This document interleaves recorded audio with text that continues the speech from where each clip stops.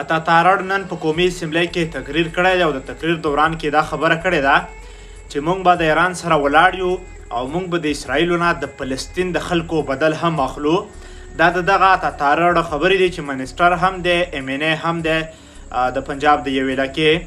اوس حقیقت څه دی؟ حقیقت دا دی چې په تیر پی اس ایل کې به تاسو کتلی چې چا د فلسطین جنډه اوچتوله، سړک دوی به ورپسې کسان نه ولېږل او جنډه به یې ترې واخیسته.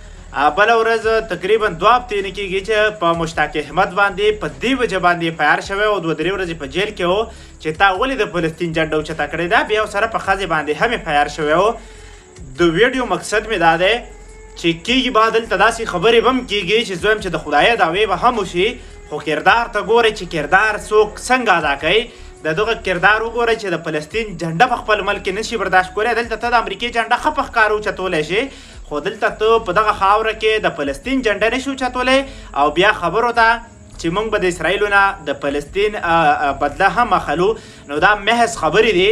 بلکې موږ هم د اسرائیل دغه د فلسطین سره ولاړ یو، د فلسطین د مظلوم عوام سره ولاړ یو. که چېرته پکې د سر ورکولو وخت رالو نو سر ورکولو ته هم تیار یو، ځکه چې موږ مسلمانان یو. او که داسې وخت رالو چې موږ هلته کې سر ورکولی شو، دې ته هم تیار یو.